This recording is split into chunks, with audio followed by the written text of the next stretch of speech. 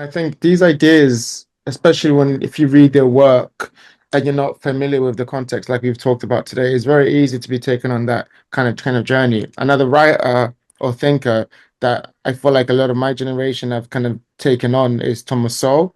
He's become very popular as online, especially online, especially with the right adjacent audience, because he talks about economics and he talks about philosophy and he kind of mixes the two. And a lot of people are kind of introduced to his economics conversations and his kind of his rhetoric around economics. But I think we spoke about this before. His ideas actually started with race and started with race and economics, where he talked about one of his earlier books. Could we start talking about Thomas Sowell also and how he kind of plays a part into this? Yeah, absolutely. Yeah, Sowell is a very interesting figure. I've mentioned to you before that out of all of the thinkers that I engaged with closely in researching this book, he was the one that I struggled with the most in terms of situating him intellectually, but also grappling with his arguments and trying to take them seriously while also disagreeing with them. Um, and my aim with the book is not to argue against the arguments and theories that I explore. It is to analyze what role they played, sort of historically and politically and intellectually. But that is easy when you're reading a thinker whose ideas are really like not very impressive. It's much harder when you're reading someone who is actually a gifted thinker and who has important points to make. And Sowell falls into that latter category. Sowell was one of the thinkers that I engaged with who I found the most difficult to come to terms with and to grapple with. I read a lot of these thinkers in researching this book and in researching other projects, and most of them are not intellectually particularly stimulating. There's not a lot going on in those books. There aren't many interesting ideas to sink your teeth into. But Sowell is different. I wouldn't say that I agree with his work basically at any point, but he does make serious arguments, and there's a kind of philosophical heft to them and an empirical heft to them that is not common in the neoliberal tradition. So it was interesting to read him and actually grapple with his arguments in a way that I didn't really experience for many of the other thinkers that I engaged with. Sowell is a very complicated figure. He is commonly seen as an economist. His most influential books, as you already mentioned, are these essentially introductory textbooks in economics. His first book that he ever published in his life was a textbook in economics, interestingly. He published that even before he published his PhD thesis, which was an intellectual history of an important French economist called Jean-Baptiste Say. And he never stopped doing that. He never stopped writing these economics textbooks. And they are essentially sort of pretty straightforward, free market, kind of libertarian coded introductions to economics. So if that is what people are getting exposed to on social media, it is not surprising that when they think of Sowell, they think of an economist with views on free trade and the free market and privatization and things like that. But actually, his work spans, again, much like Hayek and Mises, who inspired his work very directly. He is a very wide-ranging thinker, and he spoke much like Hayek and Mises about world history and about civilization and about culture and all these other things, and also about race. And he wrote about race really a lot. Partly this is understandable. He is Black and he is from the American South. He grew up in the American South long before the civil rights movement. So he experienced racial segregation firsthand. He was from a very poor community. So he knows what he's talking about. And it's understandable that race would be at the forefront of his mind. And some of his early work on the topic of race is about schooling. Understandably, he's writing in America in the 1970s, so this is only a few years after a couple of decades after the formal desegregation of schooling takes place in the American South. So it's understandable that this is the theme that is at the forefront of his work, but he's also interested in race more generally as a problem for economics. And some of his early work on this topic, particularly a book that he published in 1975 called Race and Economics, is very interesting and very thought provoking at times. And one of the arguments he makes there, for example, is that in the American South, racism did not pre-exist slavery, and slavery came into being because society was racist, and so made it possible for slavery to become the kind of economic basis of that society. But it was the other way around. Slavery happened, and sort of took a few historical periods to kind of really establish itself as the economic basis of society. And then, in order to reconcile the fact of slavery with their self-understanding as a society of freedom, of democracy, of equal rights, etc., the Southern American states came to develop a racist theory of racial inferiority in order to justify this economic system. That's interesting because A, you wouldn't ordinarily come across an argument like that in neoliberal writings, and B, it comes very close to what a Marxist might say. Sowell explicitly calls it economic determinism. And that is an argument that you would ordinarily expect a Marxist to make.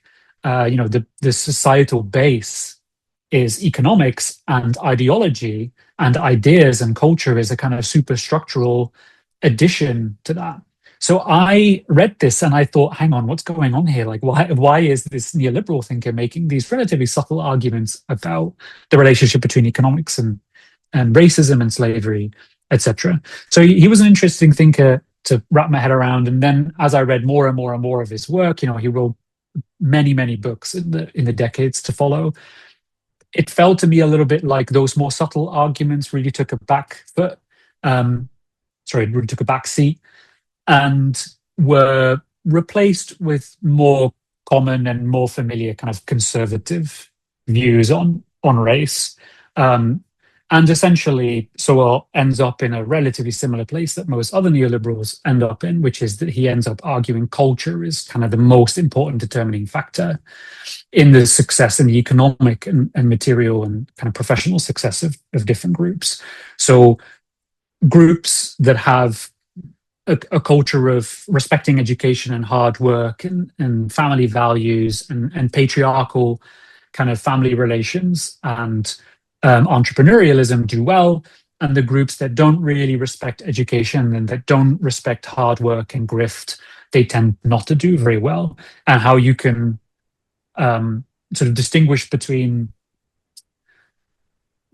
high earning groups in a society such as the United States, which has a very rich and diverse sort of mixture of different communities from different parts of the world, but also internationally, how you can distinguish between this country and that country really depends on the culture that exists in these countries and in the countries from which immigrants have come. So it's at that point that I started to recognize, okay, I see what you're doing. You are essentially just making the same argument that I'm familiar with from neoliberals. But I did have to go through a kind of journey of really grappling with this thinker and seeing where he was going to go. Yeah, I think that's so interesting. I want to kind of ask you a question, follow on to that, because I feel like because I was introduced to the latter Thomas Sowell, like you've kind of talked about. But in my research for this, I kind of did a little bit of research into the earlier Thomas Sowell, and you made the point about how, you talked about how racism was imposed in American society to justify, kind of economic slavery. And that's such a kind of cut an idea that, that it feels like an idea that, like you're saying, a master's thinker would make. And to see Thomas Sowell, who I know he's a very intelligent person, to have that idea as his beginning, what do you think happened for that transition to happen and Mm, for him to become such a common, no, not common because he's still a brilliant thinker, but, kind of one of these kind of liberal thinkers? mhm. Yeah, it's a really interesting question. I would have two answers to it. One is sort of biographically speaking, Sowell has been very honest and open about the fact that he started off as a Marxist thinker. So when he was a student, he at least retrospectively describes himself as having been a Marxist. So he was familiar with Marxist thinking. He wrote a few books about Marxism, um, which are not great, but he is familiar with key ideas and key concepts, and he's definitely familiar with the key sort of methods and philosophical lines of argument that you would find in Marxist literature. So it's not surprising that, particularly in his early work, when he's still quite close to this period of his life when he might have had more exposure to Marxist analysis, that there's still some elements there in his own thinking. That would be one explanation for it. Another is to take it away a little bit from the individual person, Thomas Sowell, and think a little bit more about the kind of historical context in which he's working. And just observe that when he's writing in the 1970s, he is writing from a perspective. He's already at that point closely involved in the neoliberal movement. He did his PhD with some of the most influential and high profile neoliberal thinkers at the University of Chicago, which is very commonly seen as the most kind of prominent neoliberal department in the United States at the time. That's where Milton Friedman was. It's where Gary Becker was. It's where Thomas Schultz was. And also this man called George Stiegler, who was Thomas Sowell's PhD advisor. So in the 1970s, he is writing in a historical moment in which these ideas, these neoliberal ideas, have reached the level of philosophical maturity, but have not yet become very influential pretty much anywhere in the world. They've had some success in certain German, post-war German instances. And as we've already discussed previously, they were becoming influential in Chile at the time through the Chicago school that Sowell himself was working at. But in the United States, which is where he was based, in the United Kingdom, in most of Europe, these ideas were not yet influential. They had not yet achieved any kind of serious political kind of impact. So that shifts. That shifts in the 80s. Politically, these leaders come into power who advocate these ideas, but intellectually and culturally, there's also a really sharp shift. And the way that I try to make sense of this is that not only has implications for the politics and the culture and the economics of these societies, but it also has a direct impact on these thinkers who are defending these ideas and are advocating them. Because if you are a thinker who is very much on the sidelines of society and nobody's really listening to you, you're not getting taken seriously very much. You're mostly just sort of writing your books for an academic audience, and a couple of hundred people read any one of your books. Your role as a thinker is very different than if you are one of the main kind of inspirations for the government that is in power. A lot of these thinkers end up becoming, advisors to governments. In the United Kingdom, they end up in the House of Lords, so they are actually actively making policy. When that occurs, something has to change in this ideology and the nature of what this ideology is and what it's about. And my kind of argument, my provocation is that what this does to an ideology is it makes it more defensive, and it makes it more, I would even go so far as to say reactionary, particularly if you're an ideology that defends capitalism in a capitalist society. It makes sense that your arguments become a little bit more sort of oriented towards distracting from the problems of capitalism and from economic crises. And so it makes sense for these thinkers to start to make arguments about or immigrants are the problem, or family values are the problem, or the reason that these communities aren't doing very well is because they themselves are not hardworking enough, or because they are single, they have a high incidence of single mothers. And so the kind of family values have broken down. It makes sense to start making those arguments because your role at that point is to kind of defend the system as it exists and to defend the policies as they exist, more so than presenting an alternative utopian vision for the society that you envision that is very different from the society that you've got. And you can read Thomas Sowell against that broad shift. And that is what I tried to do.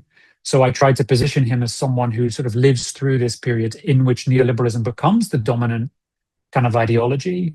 And I tried to take that as an indication of why his thinking might have shifted from some of these more subtle arguments to some slightly more familiar and, in my opinion, a bit more crass, familiar conservative lines of argument. Yeah, and I think that's fascinating, and you do a really good job at it in the book, and also up throughout this conversation. It's quite a shame that he, I think, I mean, I understand, you try to provide simple explanations to complex kind of social problems in order to, reach as many audiences as possible. But I think what's happened to Thomas Sowell is that he's now been kind of taken and used as the face of this kind of like liberal right wing perspective because he's black, but also because he makes very good points. And so Mhm. it's that kind of he's being used, that I think an earlier version of him who made that statement would be kind of disappointed to see that's become his his online like legacy, which is a Mhm. shame, Yeah. I could talk to you for hours and hours, but I think I want to bring this home by speaking to my audience now. I think we've talked a lot about these ideas and how they exist in our culture, and I think they can see how it exists in our culture. And I want to kind of bring it back to your book and why it's important for them. Because I want to now direct them to your book and why it's important for them, especially in our generations. The people who have inherited the system, who are seeing the system play out. Like we talked about in the political climate, in economics. I think it also exists socially and philosophically. But I would like you to talk a little bit more about that. Um, what kind of understanding does your book give someone from my generation? And like, Mm. something that maybe they couldn't get from education.